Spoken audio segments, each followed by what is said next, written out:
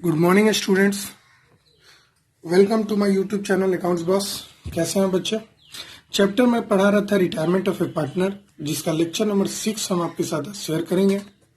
Topic होगा बच्चे accounting treatment of reserves and accumulated profits public losses, और ये मेरा लेक्चर नंबर पार्ट 1 होगा इससे रिलेटेड। जरा थोड़ा कॉन्सेप्ट समझते हैं रिजर्व्स का।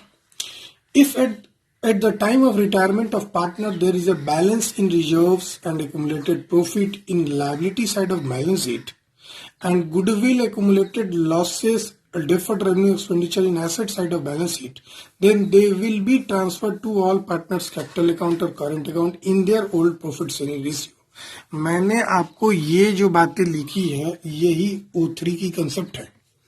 मैंने आपको बताया था आपके बैलेंस शीट में दो साइड होता है, एक लायबिलिटी साइड होता है, एक एसेट साइड होता है। लायबिलिटी साइड में कोई भी रिजर्व पड़ा हुआ है, कोई भी प्रॉफिट पड़ा हुआ है, पेनल अकाउंट पड़ा हुआ है, तो उसको, या एसेट साइड में आपको अगर गुडविल पड़ा हुआ है, या कोई profit and loss debit balance पड़ा हुआ है, मतलब लॉस वाला पड़ा हुआ है, या डेफर्ड रेवेन्यू एक्सपेंडिचर पड़ा हुआ है, तो ये जो 5 आइटम आप देख रहे हैं ना, 5 में 4 ही रहेगा। प्रॉफिट वाला या तो लॉस होगा या तो प्रॉफिट होगा। प्रॉफिट होता है तो लायबिलिटी होती है, और जब लॉस होता है तो एसेट साइड भी लिखा जाता है। तो कुल मिला के 5 आइटम जो आप यहाँ देख रहे हैं, उसको बिना कुछ बोले ओल्ड पार्टनर्स के बीच में ओल्ड रेशियो में डिस्ट्रीब्यूट कर देंगे। चूंकि ये रिटायरमेंट का केस है, तो यहाँ जो रिटायरिंग पार्टनर है वो भी ओल्ड पार्टनर्स के कैटेगरी में ही आएगा, क्योंकि वो अब रिटायर हो रहा है, मतलब वो बिजनेस में रहा है, उसने इस गुडविल या कोई भी प्रॉफिट को कमाने में उसका भी हाथ रहा है। तो जब रिटायर होगा तो ये सब लेके भी जाएगा, और किस रेशियो में लेके जाएगा, तो ओल्ड रेशियो में। तो इसी को बोलते हैं O3 का कॉन्सेप्ट।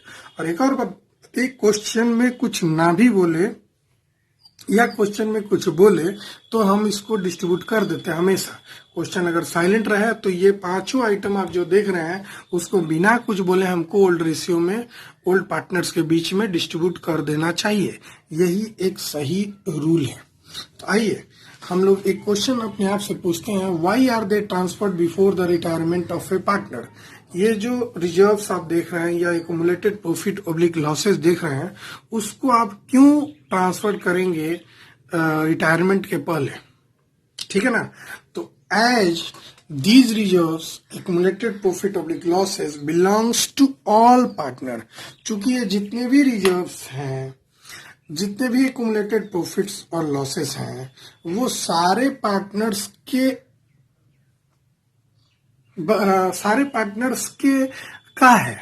का हक है उस पे, सारे पार्टनर्स का उस पे हक है, ठीक है ना। इसीलिए they should be transfer to the capital account of all partners in their old ratio. इसीलिए चूंकि सब पार्टनर्स के द्वारा उसको बनाया गया है, तो सारे पार्टनर्स के बीच में उसको ओल्ड रेशियो में डिस्ट्रीब्यूट कर देना चाहिए। तो इसके लिए ट्रीटमेंट 2 तरह का है। पहली treatment, when reserves are not to be transferred into new balance sheet, मतलब जो रिजर्व्स है उसको न्यू बैलेंस शीट में नहीं दिखाना है, यानी कि आपको क्लोज कर देना है, वैसे क्वेश्चन ना भी बोले तो इसी कॉन्सेप्ट को फॉलो करते हैं।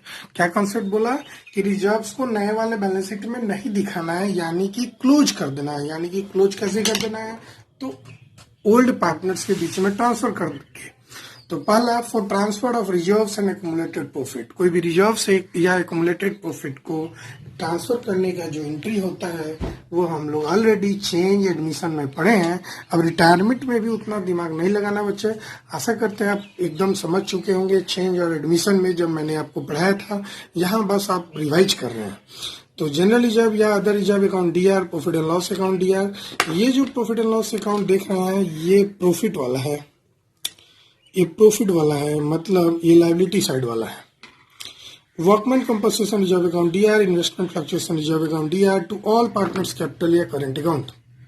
किस रेशियो में बच्चे? हमेशा इसको ओल्ड रेशियो में ही करना है, ठीक है बच्चे। दूसरा, for transfer of accumulated losses, अब एक्यूमुलेटेड लॉसेस में इस एंट्री को रिवर्स कर देते हैं, मतलब ऑल पार्टनर्स कैपिटल या करंट अकाउंट DR। अब ये डेबिट क्यों हुआ भाई? लॉस कभी भी ट्रांसफर करोगे तो पार्टनर्स का कैपिटल अकाउंट घटेगा, और to profit and loss account ये हमेशा याद रखिएगा, इसको बोला जाता है लॉस। लॉस यानी कि ये डेबिट बैलेंस को रिप्रेजेंट कर रहा है, डेबिट बैलेंस को रिप्रेजेंट कर रहा है, और ये वाला हमेशा क्रेडिट बैलेंस को रिप्रेजेंट करता है। क्रेडिट बैलेंस वाला आइटम लायबिलिटी साइड में दिखता है, और ये आपको एसेट साइड में अगर प्रॉफिट एंड लॉस अकाउंट दिख रहा है तो इसका मतलब ये लॉस वाला है, ठीक है। फिर to deferred revenue expenditure account, ठीक है ना। कोई भी लॉस को वैसे भी क्लोज करोगे तो वो क्रेडिट हो जाता है, ठीक है। एंटी समझ गए? आइए नोट, स्पेशल ट्रीटमेंट जो था आपका वर्कमैन कॉम्पनसेशन रिजर्व का और दूसरा इन्वेस्टमेंट फ्लक्चुएशन रिजर्व का, बच्चे एज यूजुअल हमने आपको जो change in profit sharing ratio में पढ़ाया है या एडमिशन ऑफ ए पार्टनर में पढ़ाया है, 100% सेम है। 100% समझते हैं ना, पूरा का पूरा सेम है। इसीलिए मैं अब अलग से तीसरी बार आपको नहीं पढ़ाने जा रहा हूँ। ये workman compensation reserve and investment fluctuation reserve, इसकी लिंक अपने डिस्क्रिप्शन में जरूर दे दूंगा। आप वहां से अगर नहीं देखे होंगे तो आप लिंक को देख सकते हैं। अगर आपने लिंक से नहीं देखना चाहते हैं, खुद से देखना चाहते हैं, तो प्लीज एडमिशन वाला जाके प्लेलिस्ट से निकालिए, और वहां पे आपको बैनर में एकदम क्लियरली दिखेगा वर्कमैन कॉम्पनसेशन रिजर्व का अलग वीडियो है, इन्वेस्टमेंट फ्लक्चुएशन रिजर्व का अलग वीडियो है। बैनर से भी आप देख सकते हैं, जो मैंने बैनर बना रखा है, तो आपको बहुत अच्छा लगेगा। आपको परेशान होने की जरूरत नहीं पड़ेगी, आप आसानी से जाके वहां से आप देख सकते हैं और इसके कॉन्सेप्ट को आप समझ सकते हैं, ठीक है बच्चा। खैर आगे बढ़ते हैं, केस 2 में आते हैं। When reserves are to be shown in future in the new balance sheet, यानी कि आपको क्लोज नहीं करना है, reserves are not closed. When reserves are not closed, इस कॉन्सेप्ट का मतलब है कि रिजर्व्स को क्लोज नहीं किया जाएगा, उसको न्यू वाले बैलेंस शीट में दिखाया जाएगा, ठीक है। और जब कभी रिजर्व को क्लोज नहीं किया जाएगा, न्यू वाले बैलेंस शीट में दिखाया जाएगा, वैसी स्थिति में आपको सिर्फ और सिर्फ सिंगल एडजस्टमेंट एंट्री पास करना होता है बच्चे। सिंगल एडजस्टमेंट एंट्री पास करना होता है थ्रू कैपिटल या करंट अकाउंट, जो भी सिचुएशन हो। कैपिटल कब बच्चे? फिक्स्ड और फ्लक्चुएटिंग का कॉन्सेप्ट समझते होंगे। फ्लक्चुएटिंग होगा तो कैपिटल और फिक्स होगा तो करंट, ठीक है ना। तो वो तो खैर आप फर्स्ट चैप्टर से ही पढ़ रहे हैं, हमको बताने की जरूरत नहीं है। इसके लिए बच्चे कुछ स्टेप्स हमको बनाने होते हैं। ये वाला कॉन्सेप्ट आपको बार बार बता दूं, ये चेंज में भी है, ये भी change in profit sharing ratio में है, एडमिशन ऑफ ए पार्टनर में है, और एकदम सेम है, कोई बदलाव नहीं है। फिर भी मैं इसको यहाँ पे बता दे रहा हूँ। स्टेप 1 में सबसे पहले आप कैलकुलेट करेंगे net effect of accumulated profit losses and reserve. Net effect करने का मतलब है बच्चे, जोड़ घटाव कर लेंगे, प्लस माइनस क्या आ रहा है आपका। अगर आप उसके बाद स्टेप 2 में आप कैलकुलेट करेंगे गेन और सेक्रीफाइस ऑफ ऑल पार्टनर्स, और स्टेप 3 में देखेंगे दो सिचुएशन आएगा। अगर नेट इफेक्ट पॉजिटिव आ गया, नेट इफेक्ट पॉजिटिव का मतलब क्या हुआ कि आपका जो जनरल रिजर्व है, प्रॉफिट एंड लॉस अकाउंट, जो क्रेडिट वाला बैलेंस है, चाहे workman compensation reserve, investment fluctuation reserve, इनकी सम जो है डेबिट वाले बैलेंस से, डेफर्ड रेवेन्यू एक्सपेंडिचर से कम होगा, सॉरी ज्यादा होगा, तो पॉजिटिव बैलेंस होगा। और जब पॉजिटिव होगा तो एंट्री करते हैं gaining to sacrificing, gaining partners capital account DR to sacrificing partners capital account with net effect. अगर आपका इफेक्ट नेट इफेक्ट निगेटिव आता है तो उस एंट्री को रिवर्स कर देंगे, यानी कि सेक्रीफाइसिंग पार्टनर्स कैपिटल या current account DR to gaining partners capital या करंट अकाउंट। सर हमने नहीं समझा, ठीक है बच्चा, मान लेते हैं कि आपने नहीं समझा, तो आइए मैं आपके साथ एक क्वेश्चन कराता हूँ, एक एग्जाम्पल कराता हूँ, और फिर आप देखिएगा आपको एकदम आसानी से समझ में आ जाएगा। तो शुरू करें बच्चे, आइए ध्यान दीजिएगा बच्चा, क्लियर है ना। क्वेश्चन को जरा ध्यान से पढ़िएगा, बहुत ही अच्छा क्वेश्चन लिए हैं जिससे आपका सारा दुख दूर हो जाएगा। A, B and C were equal partners. यहाँ क्लियर लिखा हुआ इक्वल पार्टनर है, यानी कि जो ओल्ड रेशियो है ABC का वो इक्वल है, 1:1:1 है, ठीक है। On 31 March 2020 their balance sheet was as follow. Balance sheet दी हुई थी, देखिए बैलेंस शीट में जाहिर सी बात है दो साइड है, एक जनरल रिजर्व दी हुई है 26,000 का, एक कॉन्टिजेंसी रिजर्व दी हुई है 32,000 का। हमको उसी से मतलब है जो हम चाहिए, ठीक है ना। हमको रिजर्व से मतलब है क्योंकि रिजर्व वाला क्वेश्चन हम बना रहे हैं। एसेट में जाइएगा तो आपको दिख रहा होगा प्रॉफिट एंड लॉस अकाउंट। बच्चे जब भी एसेट में प्रॉफिट एंड लॉस दिखे, इसी को बोलते हैं डेबिट बैलेंस, इसी को बोलते हैं डेबिट बैलेंस। बच्चे यही है आपका लॉस, ये रिप्रेजेंट करता है एसेट वाला profit and loss account loss को। दूसरा आपको दिख रहा है बच्चे एडवर्टीजमेंट सस्पेंस अकाउंट 2000, यानी कुल मिला के आपको 4 आइटम दिख रहा है बच्चे, ध्यान से देख लीजिए। इसके अलावा हमको कोई आइटम बांटने वाला नहीं दिख रहा है। आगे बढ़ते हैं question. On the above date, मतलब उसी डेट को सी रिटायर कर गया, मतलब ए बी सी 3 पार्टनर जो था ना, उसमें से सी रिटायर कर गया। And A and B decided to share future profit in the ratio of 3:2। इनकी न्यू रेशियो है, फ्यूचर प्रॉफिट का मतलब होता है न्यू रेशियो, और न्यू रेशियो क्वेश्चन में क्लियरली दिया हुआ है 3:2 है। Partner decided to show accumulated profit losses और reserves in the balance sheet. जो पार्टनर है वो डिसाइड करते हैं कि रिजर्व्स को, एक्यूमुलेटेड प्रॉफिट्स को या लॉसेस को बैलेंस शीट में शो करना है, दिखाना है न्यू बैलेंस शीट में, मतलब इसको क्लोज नहीं करना है। मैं आपको यहाँ पे एक नोट फिर से दोहरा दूं, आपके दिमाग में फिर से डाल दूं, जरा ध्यान से सुनिएगा। जब ये लाइन नहीं लिखा रहेगा तो ये सारा आइटम क्लोज हो जाएगा, मतलब पार्टनर्स कैपिटल अकाउंट में चला जाएगा ये वाला एंट्री पास करके, ठीक है ना। ये जो एंट्री आपने देखा, इस एंट्री को पास करने के बाद उसको क्लोज कर दिया जाएगा। क्लोज कर दिया जाएगा तो नया वाला बैलेंस शीट में नहीं दिखेगा। लेकिन अगर क्वेश्चन में स्पेशली बोला रहे, एकदम फिक्स नोटिफिकेशन दिया रहे कि भाई इसको न्यू वाले बैलेंस शीट में दिखाना है, यानी कि इसको क्लोज नहीं करना है, वैसे स्थिति में हमको क्वेश्चन को फॉलो करना होगा। और क्वेश्चन को फॉलो करने के बाद ये वाला एंट्री से जो गेनिंग टू सेक्रीफाइसिंग है, या अगर माइनस में आएगा तो सेक्रीफाइसिंग टू गेनिंग है, तो इसके बेसिस पे हमको सिंगल एंट्री पास करना होगा। तो आपको क्या लगता है इस क्वेश्चन में क्या है बच्चे? तो क्लियरली है सर, ये जो क्वेश्चन है इसमें नया वाला बैलेंस शीट में दिखाना है, तो सिर्फ एक ही एडजस्टमेंट एंट्री पास करेंगे और मेरा कॉन्सेप्ट खत्म। ठीक है ना बच्चे? तो आइए इस क्वेश्चन को हम बना के आपको बताते हैं, ठीक है। तो आइए, तो सबसे पहले इस क्वेश्चन में हम लोग देखते हैं कि क्या क्या कर सकते हैं। हम वो भी एक क्वेश्चन ले लेंगे जब क्लोज नहीं किया जाता है, सॉरी क्लोज कर दिया जाता है। ये तो क्वेश्चन क्लोज नहीं करने का है। हाँ, इसमें थोड़ा आगे भी पढ़ लेते हैं। Of the reconstituted form eight their original value, मतलब नए वाले बैलेंस शीट में ओरिजिनल वैल्यू पे दिखाना है। यहाँ लिखा हुआ है न्यू फॉर्म का। पास एंड एडजस्टमेंट एंट्री क्लियरली लिखा हुआ है, आपको सिर्फ और सिर्फ एडजस्टमेंट एंट्री पास करना है एक्यूमुलेटेड प्रॉफिट और लॉसेस का। यहाँ पे तो आप एकदम क्लियर हो गया।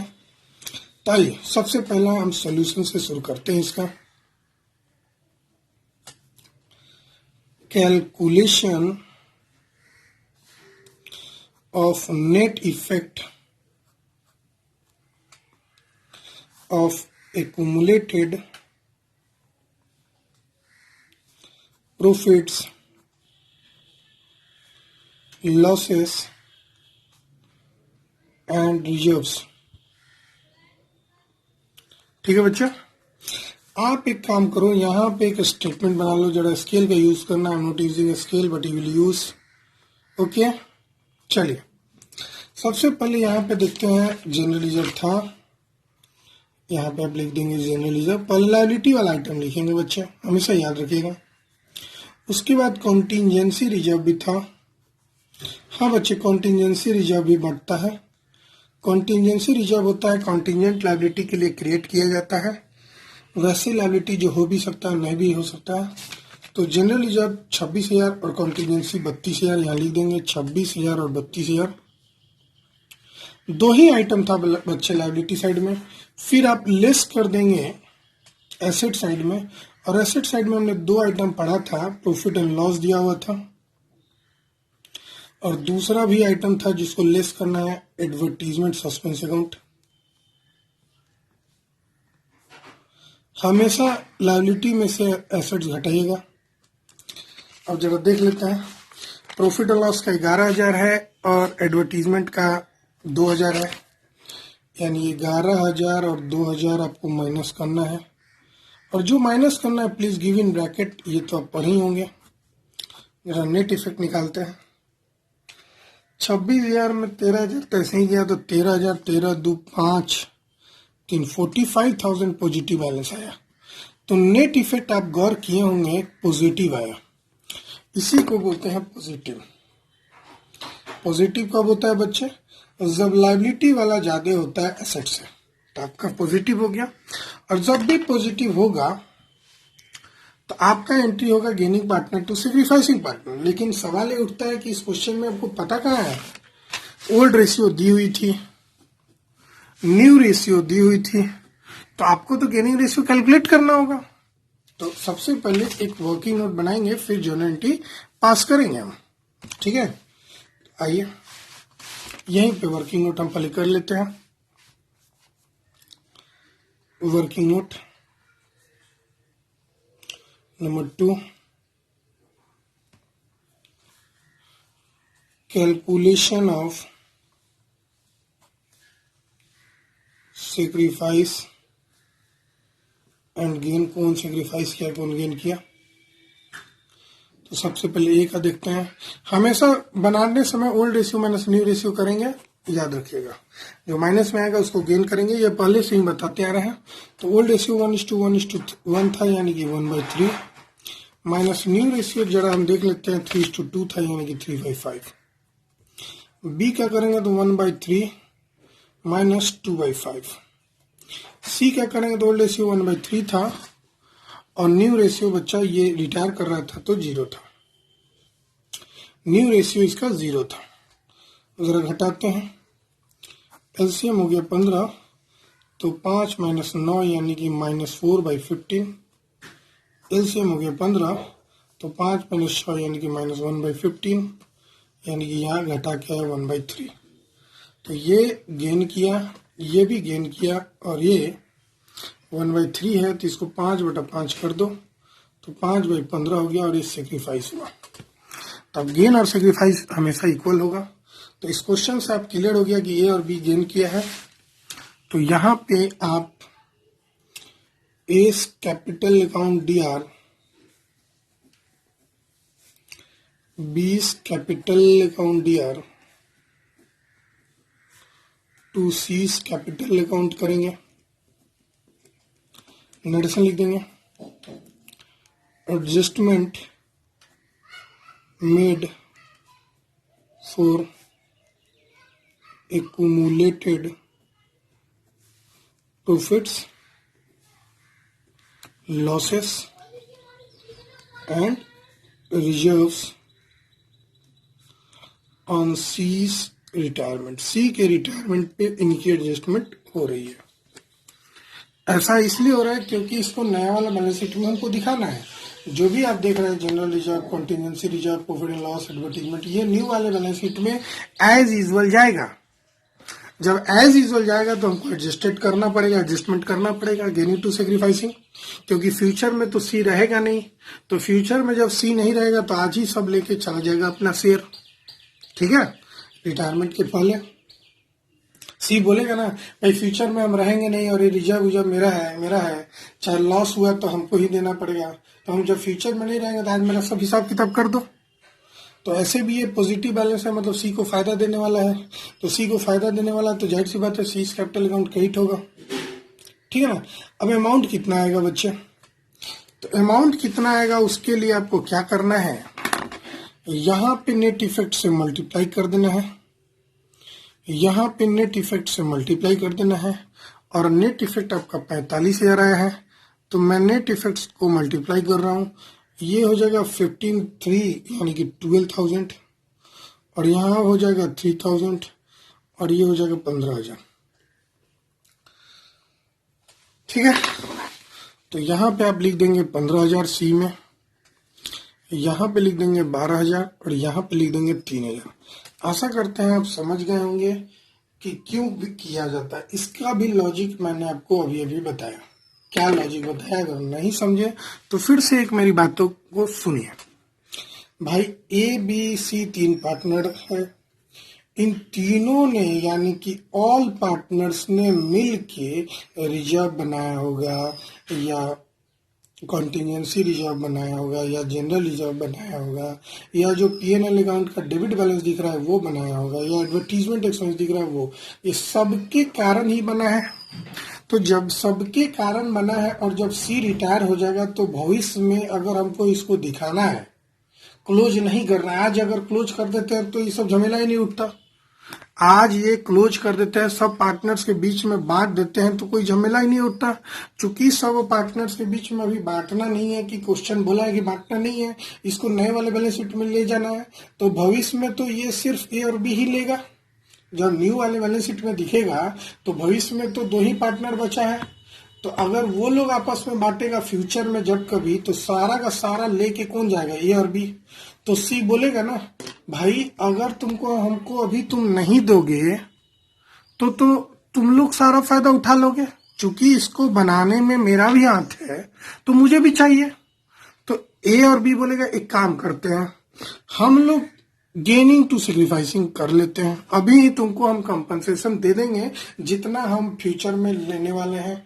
तो फ्यूचर में ए को मिलने वाला था 12,000 और बी को मिलने वाला था 3,000 एक्स्ट्रा, तो ये दोनों मिल के सी को 15,000 आज ही कंपनसेशन में दे देगा और बात खत्म हो गया।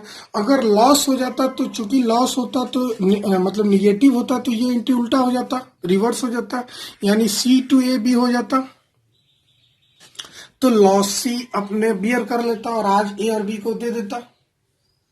तो क्वेश्चन को ध्यान से सुनो और उसको बनाने का कोशिश करो। अगर क्वेश्चन में बोल दिया है कि भाई आपको ओरिजिनल वैल्यू पे नए वाले बैलेंस शीट में दिखाना है, आपको सिर्फ और सिर्फ एडजस्टमेंट एंट्री करना है, दोनों में से कोई भी बात रहे या दोनों बात रहे इसका मतलब सेम है, तो आपको ये वाली एंट्री करनी होगी। लेकिन अगर क्वेश्चन में ये वाली बात नहीं लिखी है और कोई दूसरी इंफॉर्मेशन भी नहीं है, वैसी स्थिति में ये सारा चीज जो है ना वो क्लोज हो जाएगा। अगर मान लेते हैं इसको क्लोज करना होता, लेट सपोज ये सारे आइटम को हमको क्लोज करना होता, मान लेते हैं इसी क्वेश्चन का दूसरी पार्ट है कि भाई एडजस्टमेंट एंट्री पास नहीं करना है, ये वाली लाइन नहीं लिखा हुआ है, पार्टनर डिसाइडेड नोट टू सो लिखा हुआ है, नोट लगा हुआ है, एनओटी नोट लगा हुआ है, तो वैसे स्थिति में आप एंट्री करते हैं क्या, जरा देखिए, general reserve account DR, contingency reserve account DR to A to B to C. General reserve था 26,000, कॉन्टीजेंसी रिजर्व था 32,000। अब ये 26 और 32 को जोड़ देते हैं, 6 2 8 3 2 5 58,000 आ जाता। 58,000 इक्वल पार्टनर था 3 से डिवाइड लगा देते हैं, तो करीब करीब ये डेसिमल में आता, तो खैर कोई मतलब नहीं है, जो भी इसका आता है ये ओल्ड रेशियो में बांट देते हैं। चूंकि इस क्वेश्चन में ओल्ड रेशियो 1:1:3 था, सॉरी 1:1:1 था, तो आप इसको इसी रेशियो में यहाँ पे बांट देते हैं। और दूसरा जो एंट्री आप देख रहे हैं प्रॉफिट एंड लॉस का, वो एंट्री हो जाता है A B C, 2 PNL account और 2 एडवर्टीजमेंट सस्पेंस अकाउंट। अब पीएनएल अकाउंट में 11,000 डाल देते हैं, अब इसमें 2,000 डाल देते हैं, फिर ये डेसिमल में आएगा, कोई दिक्कत नहीं है, लेकिन इनके बीच में 1:1:1 में ही जाएगा। तो ये कॉन्सेप्ट रहता तब जब क्वेश्चन में एडजस्टमेंट एंट्री नहीं लिखा रहता। चूंकि क्वेश्चन में एडजस्टमेंट एंट्री लिखा हुआ है तो ये वाला कॉन्सेप्ट लागू नहीं होगा और ये वाला कॉन्सेप्ट लागू होगा। आशा करते हैं इसके पूरे डिटेल में आपने तह तक जाके समझ लिया है। अब हम आपको आगे revaluation of assets and liability पढ़ाएंगे अपने नेक्स्ट लेक्चर में। तब तक के लिए बाय, फिर मिलते हैं हम। प्लीज मेरे वीडियो को लाइक करें, शेयर करें और सब्सक्राइब करें ज्यादा से ज्यादा, और कमेंट करें, जरा मुझे मोटिवेशन फील होगा बच्चे। Bye bye. Please like, share and subscribe my YouTube channel Accounts Boss. Thank you all of you.